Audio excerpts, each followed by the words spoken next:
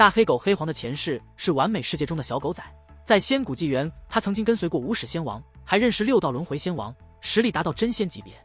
后来在最黑暗的乱古纪元，也就是10号那个时代醒来，但是实力已经大减，曾经和曹宇生为救活10号而到处奔波。后来10号迎战3大准仙帝时彻底战死，被埋入藏土等待复活。从此小狗仔的一生算是结束了。随着岁月不断更迭后，来到遮天这个时代，小狗仔转世为一条普通的小黑狗。而在这个黑狗年老将死之际，又遇到了无始大帝，成为无始大帝的宠物，跟随无始大帝来到紫山。而在无始大帝死前，将其封印在神渊之中。叶凡误闯紫山，突破封印，将其从神渊中唤醒，精通各种道文阵法等。随着叶凡从太初古矿回到石寨，第一次和黑黄一见如故，互殴对骂，并开始随着叶凡一并战天下。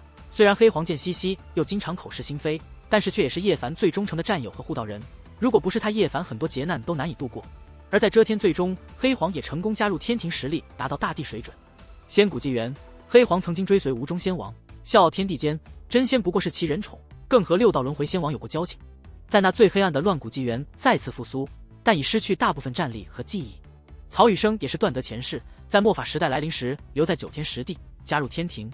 10号被敖胜3人击杀后，曹宇生和小狗仔醒来，一人一狗都已步入暮年，寿元无多，年迈苍苍，血气干枯。可是为了荒依旧发狂，拼命奔走天下。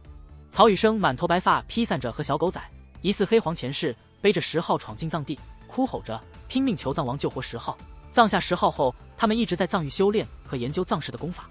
后来他们寿元实在坚持不住，就选择成为藏士，将自己深埋入万物土中，进行蜕变，也可称为尸变。选择这条路是想以后再见到10号等朋友和暗恋之人。荒为了搭建地路，选择打开藏域起源古器前看他和小狗仔。10号留下2滴仙王极限的精血，敛去杀气，只有无尽精气落在埋葬2位故交的藏土中，助他们一臂之力。10号这样费劲，只是为保住2位故交。黑暗界入侵仙域战结束后，已沉睡170多万年的他和小狗仔已转化为藏士苏醒，在3帝率军来袭时战死，被小蚂蚁埋入藏土。纪元更迭，重伤垂死的黑狗被无始大帝救活收养，并炼出神元液，将其封在古黄山中，由此感激，许以驱驰。黑黄是无始大帝的宠物，是无始的追随者和疯狂崇拜者，背懒无耻却又重情重义。无始在不明战役陨落后，黑黄四处寻找大药，想救活无始。10数万年后，在叶凡离开古黄山、紫山时，从其中跟出，来到石寨觅食，最终留在张五爷家，并传王书，雷伯所谓黑黄经。在叶凡从太初禁区归来后，与叶凡发生冲突，对骂对殴，叶凡曾戏称之为黑太郎。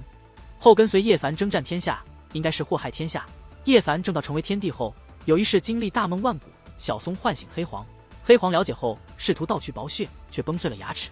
后黑黄找到先天道胎，说服荒塔和万物母气鼎，干扰叶凡与道胎相遇，生下先天道胎圣体。